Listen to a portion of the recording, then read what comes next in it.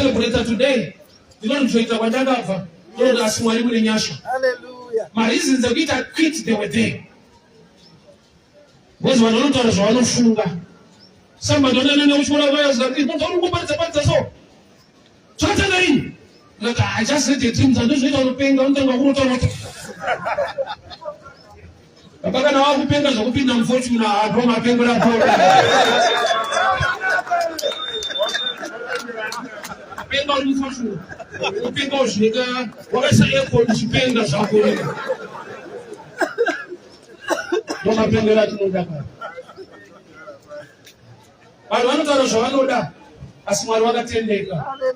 Chapter 9, Acts chapter 9 from verse 36, Acts 9, 36, Acts 9, 36, and I'll read.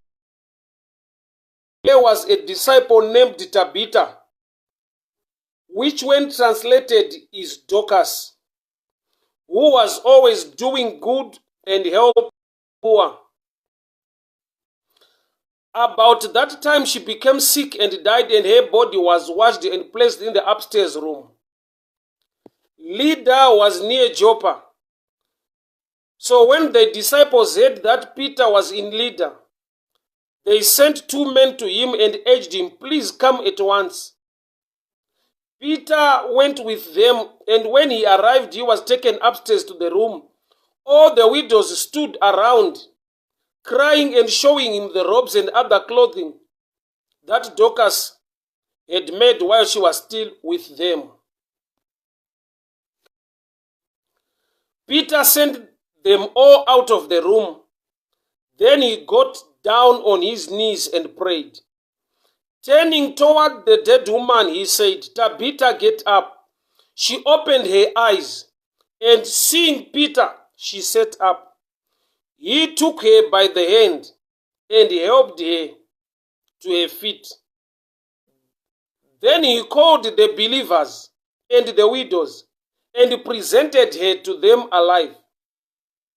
This became known all over Joppa, and believed in the Lord. Peter stayed in Joppa for some time with the tanner called Simon.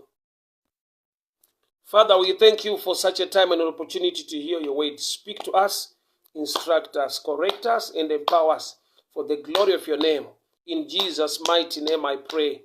Amen.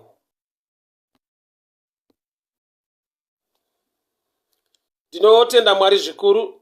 Shoko ranhasi it's mabasa apostori, or the Acts of the Apostles. Acts, book Acts 9:36. Rinotaura pamusoro pemukadzi wainzi Dorcas. Mukadzi aiva nemoyo, aiva neheart towards the life of widows.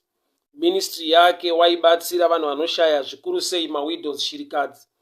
But it happened that akarwara, she became sick and died. Akarwara ndokubva afa. Vanhu ndokubva vanzwa kuti murume anonzi Peter, he was close by.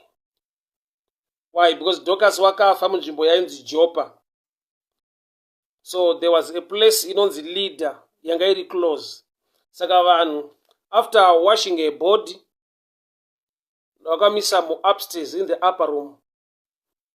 Ndokubva vanzwa, when the disciples heard that Peter was in Lydda, they sent 2 men to him, urged him, "Please come at once." So vanhu vashaikirwa na Dorcas, they were believers. Vatendi. Ndokubva vanzwa kuti mutauni iri pedyo, iri close by Joppa inonzi Lydda, then our apostle called Peter is there. Ndokubva vatuma vanhu 2 men, "Please come at once." Peter went with them. Peter ndokubva auya navo. Ndokubva aburitsa vanhu vese vanga vari mukati. Peter sent them all out of the room. Then he got down on his knees and prayed. Ndokubva anamata kune mukadzi anonzi Tabitha. Tabitha ndokubva amuka. Ndokubva zvazivikanwa the whole Joppa, and people believed in the Lord God. So this is a miracle yakaitwa naPeter concerning mukadzi angafa ainzi Tabitha kana kuti Dorcas. but pandira kuti tibate tigone kudzidza muzuva ranhasi pamusoro pechinhu chinonzi munhu, a human being, munhu, whether a believer or not, but regai titaure subject yandingangoti munhu as a person. Regai ndisiye subject ndisiye this text ndibate panogona kutipa a clue yakanakisa kwazvo. Genesis 2 verse 18. The Lord God said, "It is not good for a man to be alone. I will make a suitable helper, or I will make a helper suitable for him." Shoko raMwari riri kuti hazvina kunaka kuti munhu ave ega, asi ndichamupa mubatsiri. I will make, ndichamuitira mubatsiri akafanira, a suitable helper. NdiMwari vari kudaro vauya kuna Adamu ndokubva vati hazvina kunaka kuti munhu ave ega. I will make a suitable helper to him. Ivo Mwari vari mubatsiri kumunhu, asi vari kuti hazvina kunaka kuti munhu ave ega asina mubatsiri. Zvoreva kuti pane nzvimbo dzaunoda kuti Mwari vakubatsire. You must learn to understand kuti hapasi pese, hear me very well, pauchada kuti Mwari vakubatsire nyangwe Mwari vari mubatsiri wako. Pane pekuti ivo Mwari vari mubatsiri vari kuti I must make a helper suitable for you. Zvoreva kuti kune a dimension of help. In other words, I'm trying to say, men can be an answer to a prayer. Men can be an answer to your prayer. Munhu anogona kutova mhinduro kudambudziko rako. I know we pray to God, we seek answers from God, but there's a dimension in God yataburitsirwa na Genesis 2:18. Ivo Mwari vakauya kumunhu vakati hazvina kunaka kuti munhu ave ega. I will make a suitable helper. Kuda kuti in many cases mune zvizhinji zvatinoda help. Most of us, we only think that I'll just pray, I'll seek God to get help. But there is a dimension of help yakaiswa mumunhu. Kusvika ivo Mwari vakati hazvina kunaka kuti munhu ave ega. I will make a suitable helper. Kuda kuti munhu anoda help from the spiritual dimension and from the physical dimension. Saka ndoda kuti nditaure pamusoro pemunhu semhinduro. In other words, zvinogona kutidzidzisa to have respect for others, to have love towards humankind. Besides kuti maKristu or maHedeni, ndoda ngotaura pamusoro pemunhu. Mwari vachida kutibatsira panyika, munhu aita fall short of the glory of God. Bible rinoti Jesu akatanga ari izwi in the big John 1:1. In the beginning was the word was with God, and the word was God. Then the word became man. Kureva kuti Mwari vakaziva kuti ndibatsire munhu ave redeemed apone, handigone kumubatsira as God. But God had to become man, and the word was with God, and the word was God. And the word became flesh. By becoming flesh, it simply means God became man. What was the reason for God becoming man? To help men. There's a dimension of help. Yakuti Mwari saMwari havagone kukubatsira. Ndinzwe zvakanaka, Mwari ndiye mubatsiri wako pazvose. But there are dimensions you need to understand in the things of the kingdom. Mwari saMwari vane a dimension yekuti vakada kukubatsira, men who stand on the gap. Pane ma-issues yekuti ukashaya munhu uina Mwari hazvibude zvakanaka. That's why Mwari kuna Adamu vati hazvina kunaka kuti munhu ave ega. I'll make a suitable helper. Why? Because pane a prophetic word pamusoro paAdamu rekuti be fruitful, multiply. Be fruitful and multiply. Kureva kuti haugone kufulfilla kuva fruitful nemultiplication without a partner. Adam. So Adam as man without Eve as the wife. There are things that even Adam aina Mwari, but he needs to be reproductive. Kubane family. So kureva kuti inside Adam mune zvinhu zvakaprofitwa naMwari zvinogona kuinda mudimension yekuva fruitful uye nemultiplication, but zvinonida somebody as help. So Mwari ndovati it's not good for a man to be alone. I will make a suitable helper. Kurati kune help iri mugod class or in the class of God or in the spiritual. And there is help in the level human. So there are times that we pray to God. But concerning this matter, we are missing what God has already done in helping us in that matter through respecting or honoring people who are already on the ground. These are believers. I'm sure they tried to pray. They did a lot. This was a church. These were believers. Acts 9. I need to read. Acts 9:41. He took her by the hand and helped her up to her feet. Then he called the believers and the widows. Which means Tabitha akafa. But akafa ari pa church paungano ine vanhu vanotenda. Zvekuti vaigona kunamata nekuchema kuna Mwari.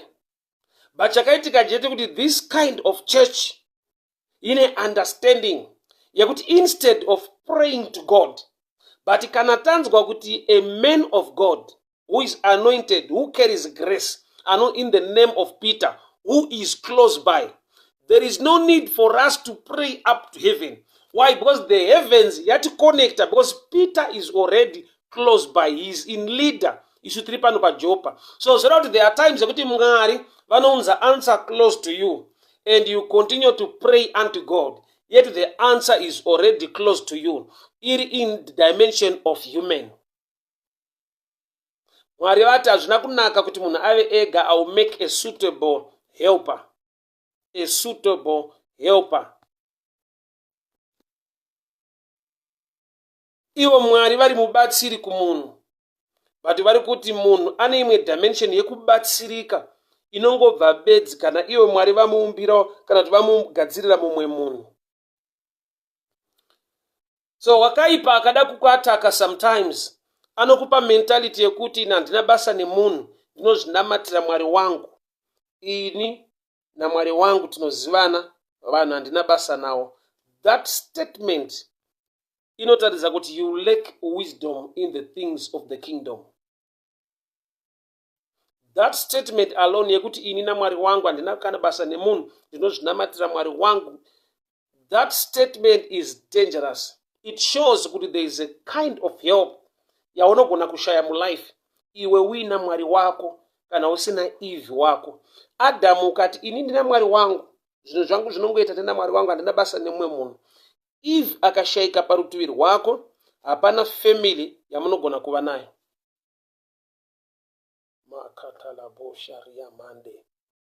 So men can be an answer to a situation yauri kufesa nhasi. Someone vaniti but inda Mwari uchiti Mwari vanogona kutuma munhu semhinduro mulife mangu. Kana shoko richiti humble yourself before the Lord, hapana pauchasangana na Mwari wobva wava humble before the Lord, but you humble before the Lord God who is inside a man. Amerikana zvichinzwika. Vana havana kuita prayer yet Bible rati this was a group of believers. Their believing capacity nekutenda muna Mwari vakabva vava newisdom yekuunderstanda kuti there is a man close ari pa leader anonzi Peter, so we need to send for Peter. Havana kuti let us begin to pray. Peter yeye kana achinamata Mwari ndiye Mwari watonamatawo futi. Tichamutsvaga Mwari tichanamatawo tese tinonzwa Mwari zvakazodii zvikati. We are living in dangerous times. Maybe chapusha vanhu kuti vati neniwo ndonzwa Mwari ndonamatawo ndozodii inyaya kuti there was a lot of abuse. There was a lot of abuse in the body of Christ. Pamusoro pe submission and many things in the body of Christ. Saka people have come to ignore that. Why? Because vanoti vanozokubatirira vanozodai vanotange ndiwo ega vanonzwa Mwari nekuzodii. But the truth of the matter is tese tiri vana vaMwari. But there are some who carry grace concerning certain issues. Ava mabelievers vafirwa na Tabitha. Remember, Tabitha was a giver. Tabitha aita ma great works anotyisa. She was a helping hand to the poor. Bible rabuda pachena kuti Tabitha who was doing good. She was doing good helping the poor, especially the widows. But she became sick and died. Kureva kuti apart pakuti ane zvaaita nekubatsira nekudii, life yake yainida somebody kuti imuke zvakare. So she died. And vanhu vepachechi apo, they never prayed about it. They heard kuti patown iri pedyo panonzi paleader Peter is there. They believed and trusted the grace upon the life of Apostle Peter. Then they sent 2 men and they said, please come at once. Peter went with them. Peter ndokubva auya akapinda murume yanga ina Tabita. Then he prayed. Tabita ndokubva amuka.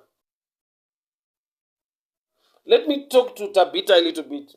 Unoziva kuti kana Tabita anamatirwa naPeter amuka, anogona kuva nementality yekuti Peter akapenga, is too anointed. It's true. He's highly anointed. He carries the grace of God. Akunamatira wakamuka. But the real blessing and the favor yabva pa level of understanding iri panzvimbo yauri. Why? Because these guys ndo vanzwa kuti Peter is close by.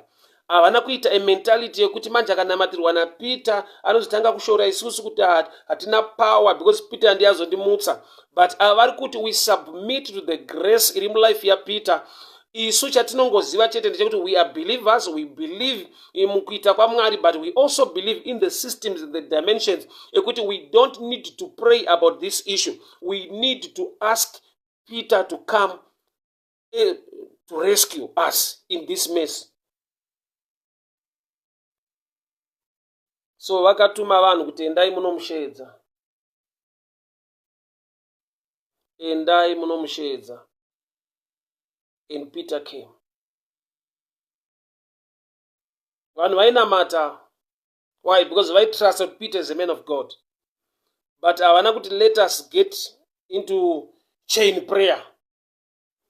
Or let's make an all night to Nachirapa. Let us begin to pray. They were humble enough. They had the wisdom of the things of the kingdom. But men can be used by God as an answer to a situation. So somebody will say,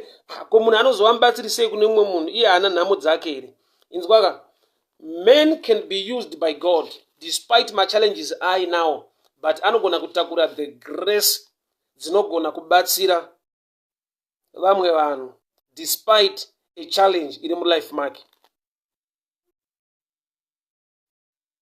Okay. I'll read the scripture. Tigone kubatsirika ipapa. That's Genesis 12 from verse 17. But the Lord inflicted serious disease on Pharaoh and his household because of Abraham's wife Sarai. So Pharaoh summoned Abraham. What have you done to me? He said.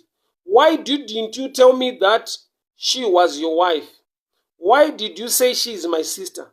So that I took her to be my wife. Now then, here is your wife. Take her and go. Then Pharaoh gave orders about Abraham to his men. They sent him on his way, his wife, and everything he had. Abraham ari mu marriage nemukadzi wake. Apa anga achiri kunzi Abraham aina Sarai for a long time vasina mwana. But mukadzi wake paakabatwa vari kuEgypt namambo, paakatorwa namambo Pharaoh, Bible rati the Lord inflicted serious disease on Pharaoh and his household because of Abraham's wife. Iye ane challenge mu marriage make, but mukadzi wake paakatorwa namambo, Mwari vakakonzera dambudziko muimba yaPharaoh and the entire household. Kureva kuti despite kuti ane challenge, ane protection ne blessing yaMwari ne favor yekuti ukatombata uchimudherera kuti hai ane dambudziko rakadai dai namata Mwari achimunzwa, you can be in serious trouble with God. Yet ane an issue in his life. I'll show you another scripture again, that's Genesis 20. He did the same thing kuna mambo ainzi Abimelech. Genesis 20 verse 4. Now Abimelech had not gone near her. She said, Lord, will you destroy an innocent man? Did ye not say to me, she is my sister? Didn't she say also, he is my brother? I've done this with clear conscience and clear hands. Then God said to him in a dream, yes, I know you did this with clear conscience. So I have kept you from sinning against me. That is why I did not let you touch her. Now return the man's wife, for he is a prophet. Abraham haana mwana, marriage yake for a long time ane challenge, and God still recognizes him as a prophet. And he will pray for you, and you will live. He will pray for you, and you will live. Verse 17. Then Abraham prayed to God, and God healed Abimelech, his wife and his slave girls, so that they could have children. Kuti Abraham wakasvika muministry yekunamatira vanhu vasina vana kuti vave nevana. Iye musituation yeupenyu hwake haana mwana. Makatabo sharianta. Abraham wakaenda kuEgypt. Asvika ikoko akanamatira mambo Abimelech nevakadzi vese vaiva muteritori yamambo Abimelech nokuti vanga vane problem yekusabereka. Vari kunamatirwa nemunhu asati abereka asina mwana, ane issue mumarriage make. But because he is a prophet and he carries the grace, Mwari vakatopa tip kuna mambo muhedheni Abimelech kuti nyaya yauri kuda, don't deal with me. Nyaya yauri kuda, go to my servant Abraham. He will pray for you. Then Abraham prayed to God and God healed Abimelech. Kuda kuti Mwari vari kuti ukanamata kwandiri direct, hapana chinobuda. Go to Abraham so that you pray for you. Then Abraham prayed to God and God healed Abimelech. Ndoda kuti unzwe mystery iri panapa. Mystery iri panapa. Mwari in a dream vakataura na Abimelech one on one. Then God said to him, yes, I know you did this with clear conscience, and so I've kept you from sinning against me. That is why I would not let you touch her. I did not let you touch her. Now return the man's wife, for he is a prophet, and he will pray for you, and you will live. He will pray for you, and you will live. Mwari vari kutipa Abimelech kuti iwe uchidzorera mukadzi waAbraham kuna Abraham, Abraham achakunamatira. I thought Mwari vaigona kuti kuna Abimelech, dzorera mukadzi waAbraham, ndo vandagadzirisa nyaya yako ite zvakanaka. Why? Because vakadzi vese vanga vari muteritori yaAbimelech vanga vane problem yekusabereka, vanga vane challenge nekuti mukadzi waAbraham atorwa naAbimelech. But Mwari vari kubudisa pachena kuti iwe Abimelech, kana ukatodzorera mukadzi wacho, there is one thing you must do. You must approach Abraham, and Abraham will pray for you so that I can make you live.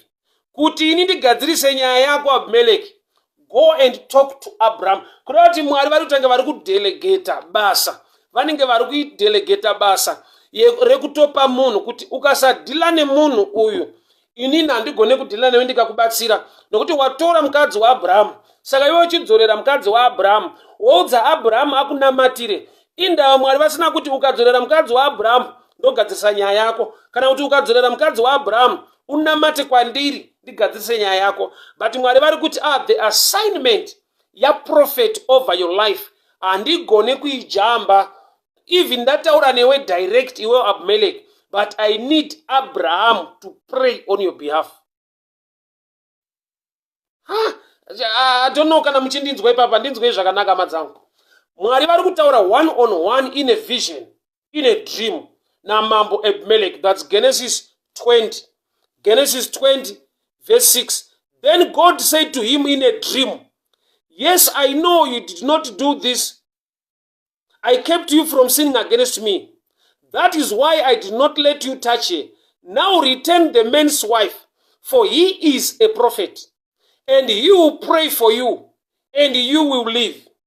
Mwari havana kuti you will pray so that you will live. Vati ukadzorera mukadzi wake iye manje as a prophet, because you are not a prophet. Hauna that mantle, hauna that right to pray to me so that I can sort out your case. But there is a prophet in the name of Abraham. So ukanodzorera mukadzi wa Abraham, he will pray for you. So verse 17 here at Genesis 20:17. Then Abraham prayed to God, and God healed Abimelech with his wife, with his slave girls, so that they could have children again. Kurati manga mapinda barrenness mumusha, vanhu vasisaite vana, nekuda kwokuti pabatwa Sarah mukadzi wa Abraham. But Mwari ndokubva ati iwe ukadzorera mukadzi wa Abraham kuna Abraham, he will pray for you. Verse 18. For the Lord had closed the womb of every womb in Abimelech's household because of Abraham's wife Sarah.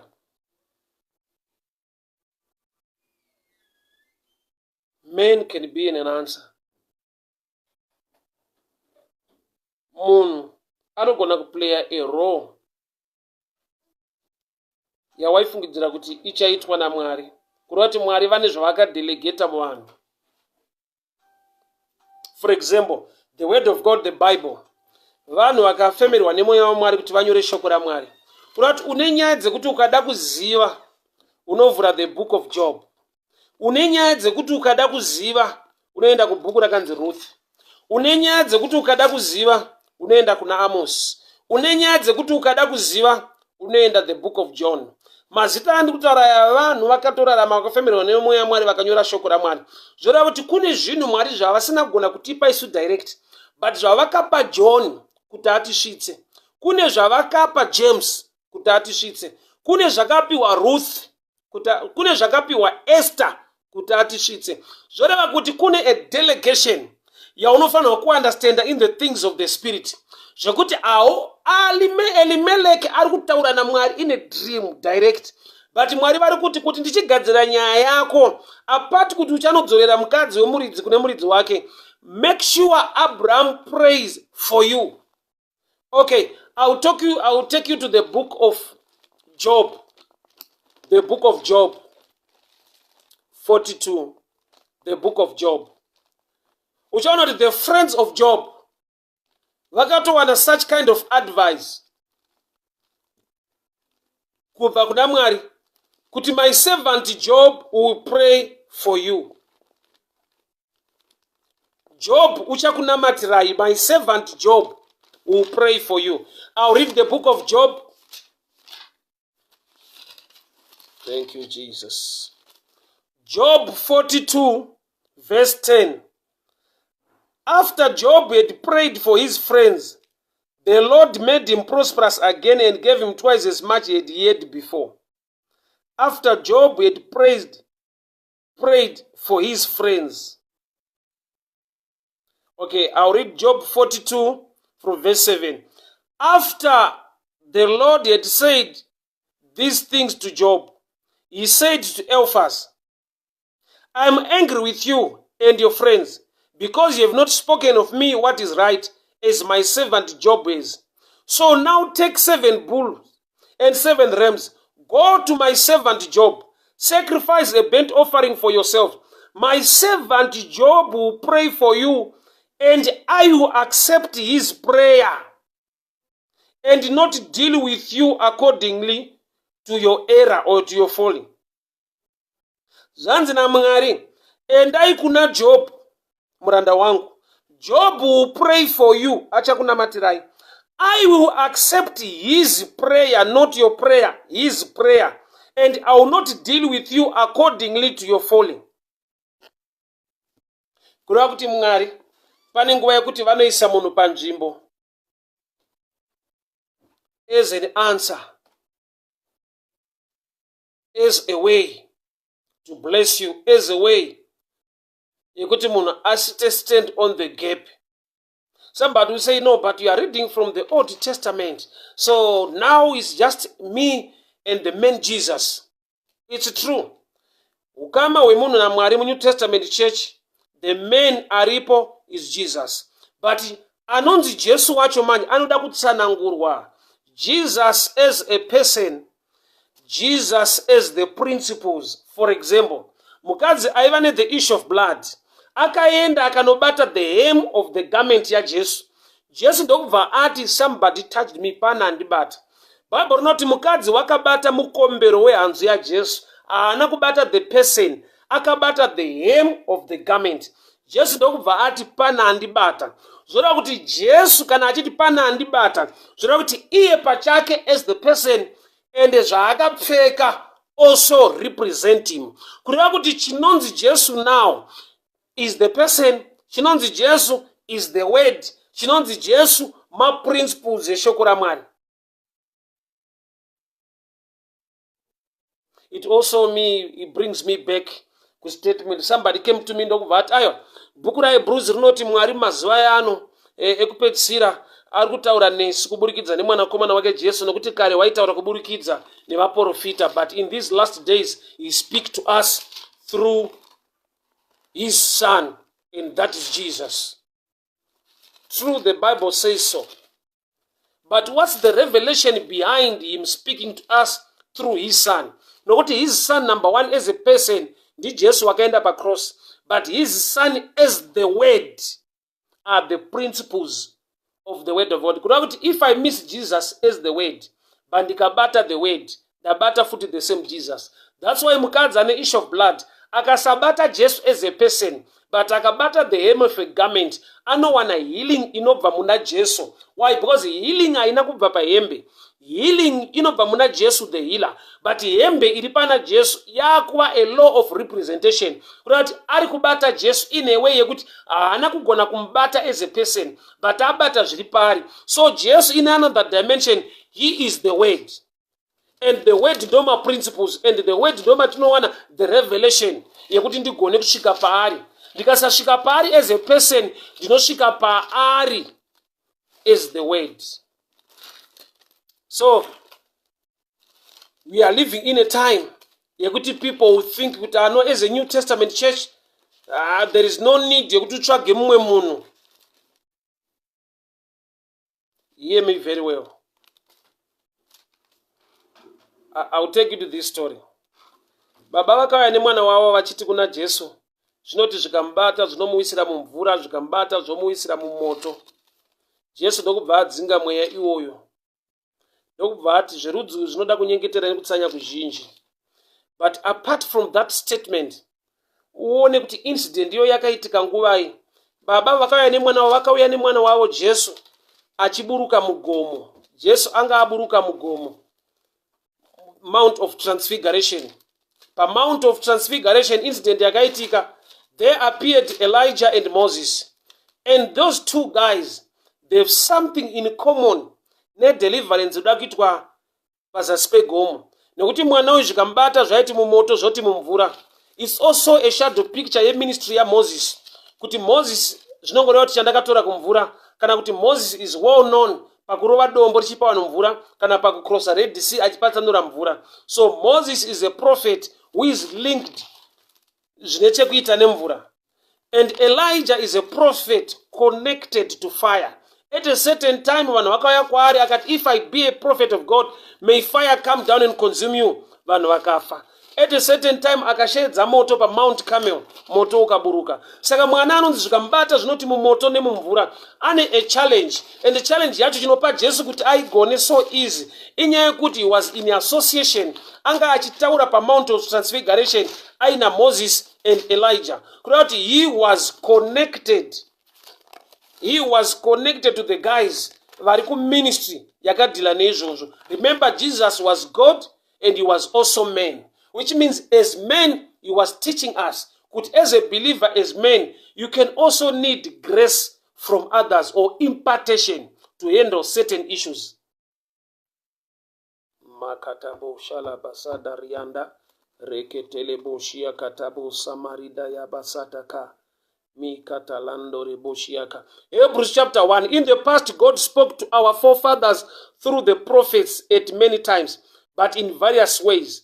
But in these last days, he has spoken to us by his Son, whom he appointed heir to all things. I will repeat. In the past, God spoke to our forefathers through prophets. Kare Mwari vaitaurira kumadzibaba edu kuburikidza nevaprofita. Asi mumazuva edu ataura kwatiri, kuti anotaura kwatiri kuburikidza nemwanakomana wake, by his son. And that son is Jesus. So somebody akava an understanding that so it means prophets they no longer exist because Mwari mazuva ano anogona kutaura newe kuburikidza nemwanakomana wake Jesu. Mwanakomana wake Jesu is a person. Mwanakomana wake Jesu is also the word. You cannot separate Jesus from the word. He is the word of God. And he is the person akafa pa cross. So as anotaura kuburikidza nesu through his son in our times. So his son is Jesus and Jesus is the word. But when you get the understanding of the word, uchatozoona kuti he can speak through us. The prophetic is also in Jesus. He is the word and the word is prophetic. The word of God is prophecy on its own. Maybe it calls for another subject for another day. But let me take you back to the book Makandiwa, Acts 9:32. Acts 9 from 36. Uchaona kuti mukadzi anonzi Dorcas akafa. But afa ari pa congregation ine vanhu vanotenda the believers. Havana kuti let us pray for sister Dorcas. Vanga vatogeza mutumbi vatouisa mu upper room. Then they heard kuti Apostle Peter is close by, vari panzvimbo inonzi leader. Sa Dorcas afa Dorcas afa munzvimbo inonzi Joppa. So Peter ari munzvimbo inonzi leader. Saka ava vazvinzwa ndokubva vatuma vanhu kuti go and call Peter. Peter achiuya ndokubva anamatira Dorcas. Ndokubva amuka. Chakamutsa Dorcas ndo chinofanirwa kumutsa upenyu hwako, business rako, zvinhu zvaunobata zvakafa. Why? Nokuti usati wamboita prayer concerning those things. Do you know there is somebody who is already close to you who carries the grace to deal with such a matter? So ukapotsa law of submission or understanding how God operates, uchapinda mu prayer, yet chauri kuitira prayer chiri close as a person. A man can also be an answer. Hazvina kunaka kuti munhu ave ega asi ndichamupa mubatsiri. Who was saying this? God himself. Mwari vakadii kuti as long Adam aneni, I will help him in every matter. I can help him because I'm God. Mwari vari kuti there is a dimension of help where you need men to stand on the gap.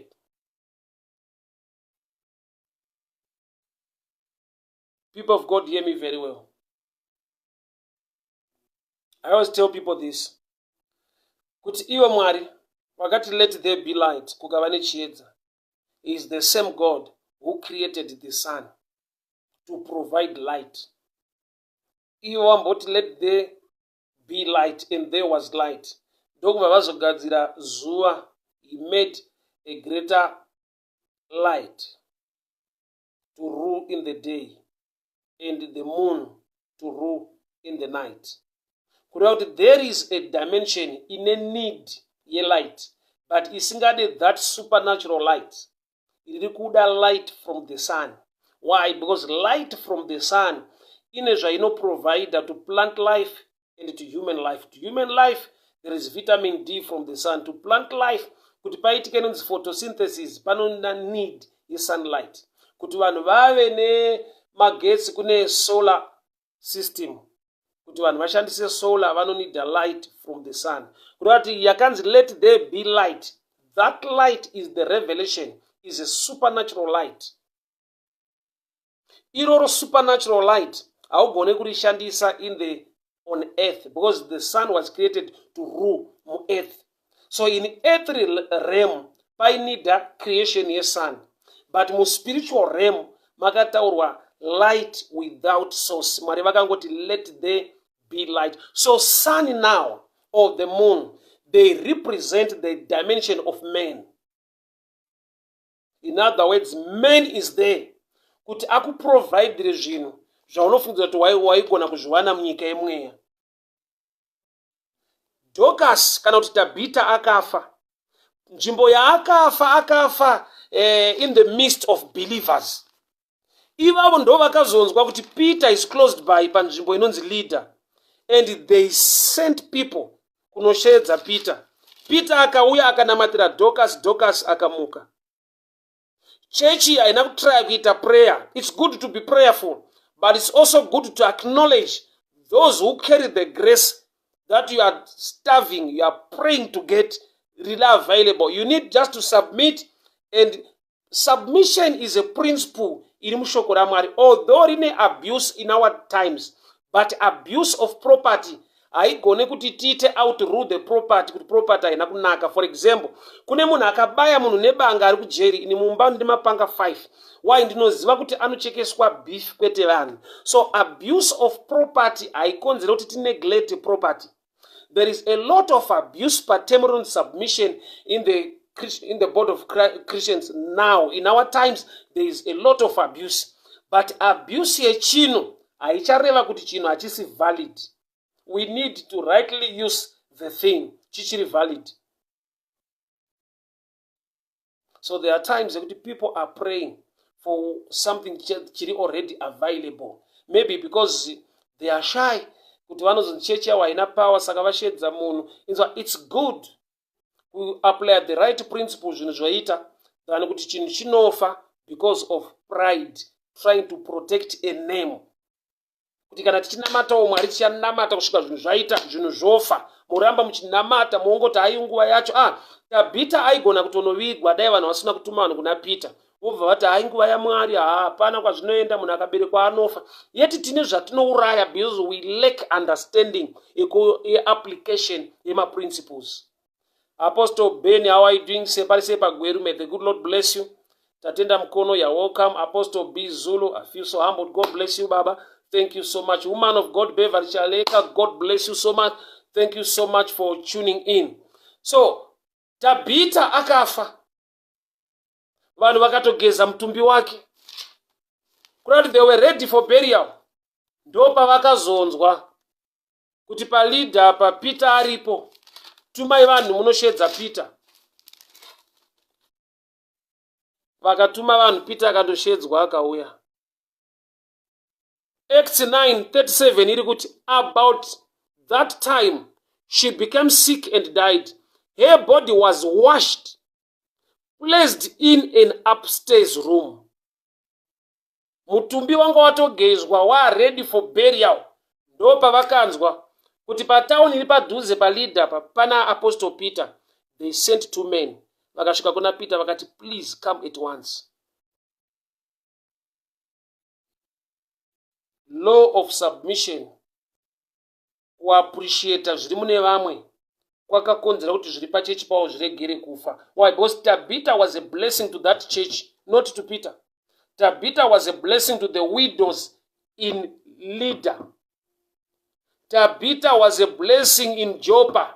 Tabitha was a blessing to the poor in Joppa. Tabitha was a blessing to the widows in Joppa. Saka paakamutswa na Peter, greater blessing and favor inongoramba iri panzvimbo inogara Tabitha pa Joppa. Why? Ndo pane ma widows aibatsira, ndo pane the poor vanhu aibatsira. Kuti in mind, get this understanding. When you appreciate zvakaiswa naMwari mune vamwe vanhu, inzwa zvakaiswa mavari for the benefit yenyu nevamwe. So this church never prayed. Tabitha ngaamuke. Vakati we don't have that grace. Chatingatoita panapa kuita a decent and proper burial. Gezai mutumbi mise maapa room.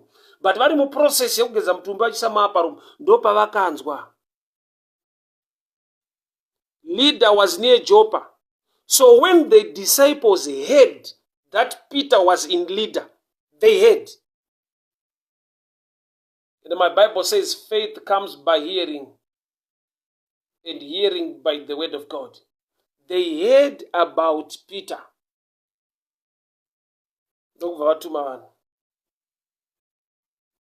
Kune ma situations anofa, yeti tine mazita evanhu vaMwari atakanzwa, but for the sake yekuti we don't want to associate with them, or else tine much pride yekuti we cannot call another man of God to pray concerning an issue iri pachurch pedu, isu sechurch will stand and pray. If you don't carry such grace, Tabita anovigwa, Dorcas anofa. Kune zvizhinji zvafa muupenyu hwevanhu, kwete kuti Mwari haako kana kuti vanhu havasi prayerful. There was a man close to them. They heard about Peter. Vakanzwa kuti Peter, they just heard.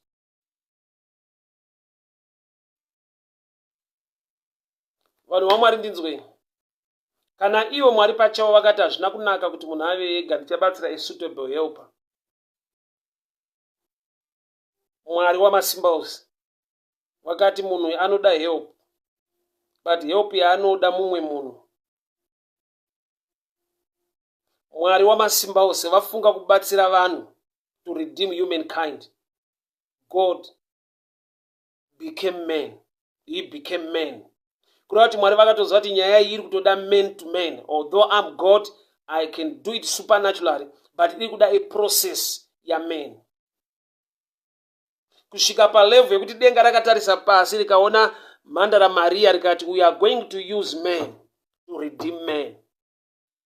Mary akatakura pregnancy yeruponeso. Mary akatakura salvation for 9 months. Mwari vakatoziva kuti ndinoda kubatsira munhu, but ndinofanira kutotsvaga munhu anogona kutakura the plan, the process yekuti munhu abatsirike. Tikashaya mweya wokuremekedzana, mweya wokutenda zvakaiswa naMwari mune vamwe, tine zvinonzi Dorcas zvinogona kufa pakati pedu. Ende kana zvinonzi Dorcas zvafa pakati pedu, Dorcas ministry yaibatsira nherera. She was doing good, helping the poor and taking care of the widows. Zvoreva kuti tine maministry ari kufa muchechi, tine zvinhu zviri kufa muupenyu hwevanhu, because vane mentality yekuti ini naMwari wangu every issue I'll pray about it. Prayer haisi substitute yeignorance. Prayer haisi substitute yeignorance. Prayer haikavhire kusaziva. Mwari unoti vanhu vangu vaparara nekushayiwa ruzivo. Munhu anotaiwa we are New Testament church. Mumiriri wedu there is one man, and that man is Jesus. But Jesu wacho ukasamutsanangurirwa akasanyatsanangurwa muupenyu hwako, you see him just as a man, as a person. Unogona kusamuona as the word or as the principles. Ndapa an example kuti mukadzi ane issue of blood haana kubata Jesus as the person, akabata the hem of his garment. Jesu ndokubva ati panhandibata, iye asina kubatwa as a person. Kureva kuti unogona kubata zvaMwari usina kubata Mwari. Amene kana uchindinzwa ipapo. Kune madebate nechaos board of Christ at times unonzwa kuti vanhu vachitanzi uyu munhu haavhure bhaibheri, haaparidze zviri mushoko, haataure zvaJesu, haataure Mwari, because zvaMwari unofanira kunge wavhura apa nekudii nekudii. When you speak the mind of God, even without quoting a scripture, you are speaking the things of God that can help men. I'll give you an example. Ukataura rudo, love. Ukataura upenyu hwakanaka. Ukataura zvinodiwa naMwari muupenyu hwevanhu, even without quoting kuti vese yakati inoti zvakati, but when you speak peace, when you speak love, God is love. Without quoting a scripture, ukaparidza rudo, rugare, kuremekedzana, you are talking the mind of God. Saka vamwe vasariti vati machiwa vakura vati aiwa hapana zvebhaibheri zvaanotaura, anotaura upenyu hwakanaka, prosperity, haatauri pfungwa yaMwari. What's the mind of God? I've come to give you life and life in abundance.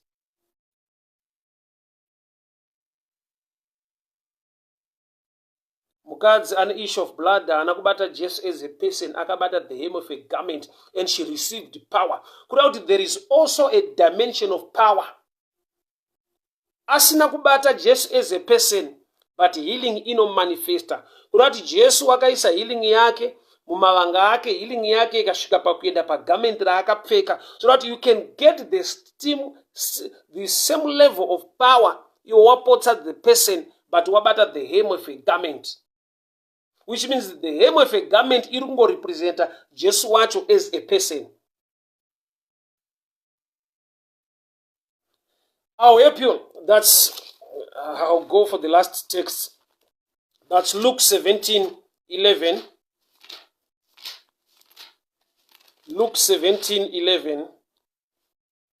Luke 17:11. Jesu akaona vanhu vaiva nemaperembudzi 10 guys. Ndokubva ati, go and show yourself to the priest.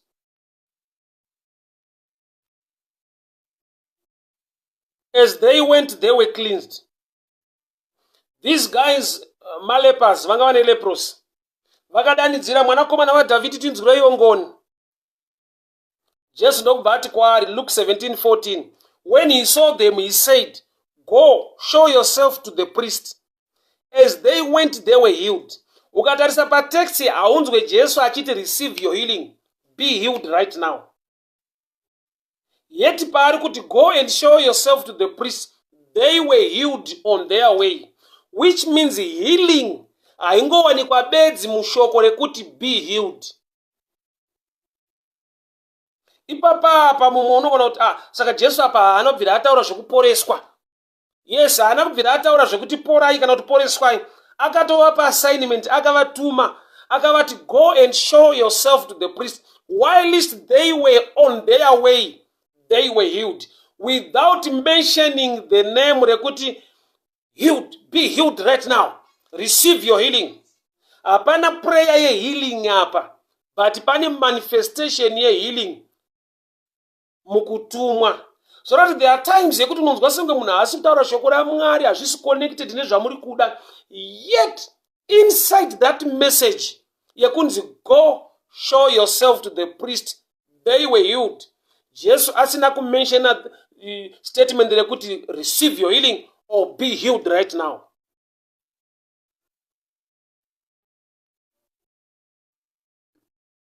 In other words, vakapora vasina kuporeswa. Let me put it this way.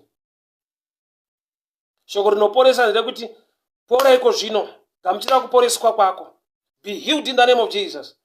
But these guys were told, go and show yourself to the priest. It seems as if message ya Jesu haisi connected, haipindirani nekuporeswa, asi vanhu vakapora. Kurati akavanza kuporeswa kwevanhu mumessage inoita sekunge haina kupora kwevanhu. He said, go and show yourself to the priest.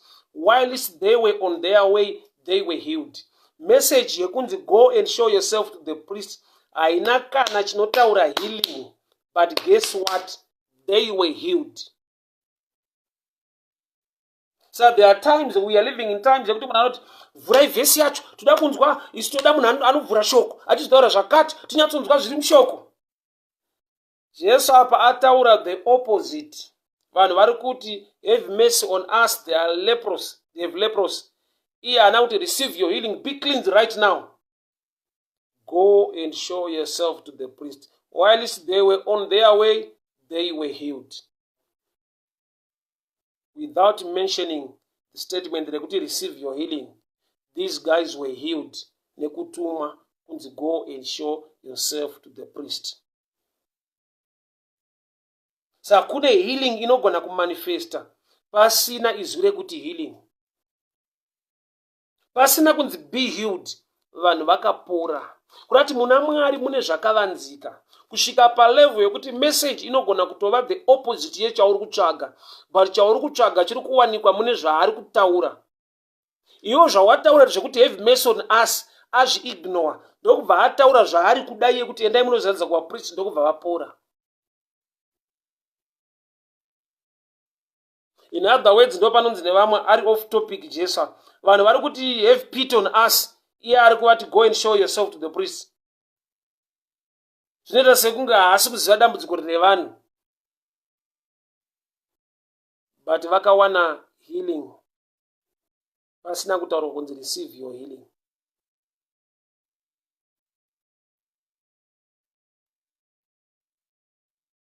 So we are living in a time yekuti kune hondo kumachechi, kune hondo pasocial media. Paridzai Jesu, hamusi kuparidza Jesu. Paridzai Jesu, hamusi kuparidza Jesu. Jesu ndiani? A person. Jesu chi? The word. Word riri broad, mune zvakawanda mushoko raMwari. Success and favor zvirimo muword. So munhu akasataura the name rekuti Jesus, but akati be successful, he's speaking the mind of God. God wants you to be successful. One thing that just makes me laugh sometimes, ndechekuti apart pa criticism yese inorisana vafundisi, vamwe vachiti ai vafundisi vemazuva ano munoparidza prosperity. Handisati ndawana mufundisi anonzi poverty preacher, anoparidza nhamo, anoti nhamo matambudziko ese, it's okay, let's be like this. Even wacho anoaccuse vamwe kuti they preach prosperity and success, he wants to be successful. Unless kana asiri normal upstairs. Vari kuparidza receive your house. Munhu ari normal, he needs shelter. For his family, for his life.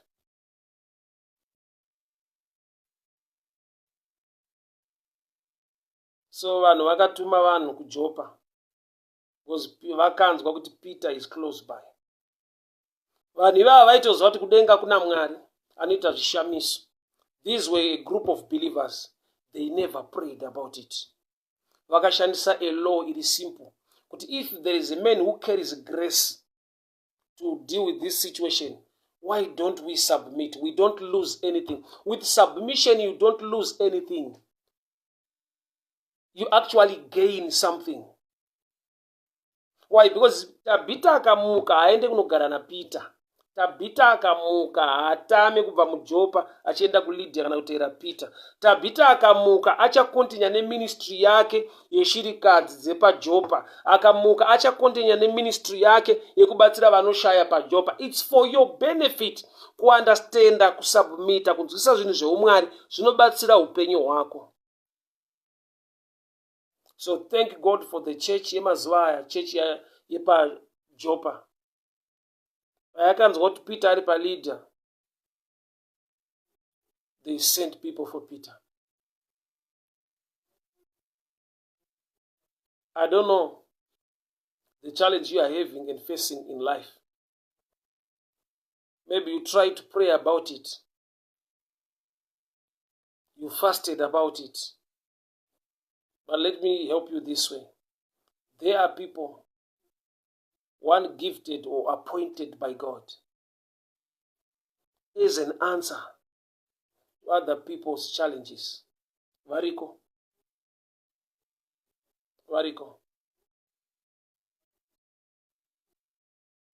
There are people who carry grace concerning certain issues. Do you know what in life, chinhu chese chauri struggle with or chauri struggle pamusoro pacho, somebody passed through that, ane experience ne knowledge, akambopfurana neizvozvo nemazviri. Is there? Ariko munhu akamboita pass through situation yawausangana nayo. Is there? Nekuti hakuna chitsva pasi pezuva. Machallenges atinawo kune vanhu vakaita pass through vakatovawo successful.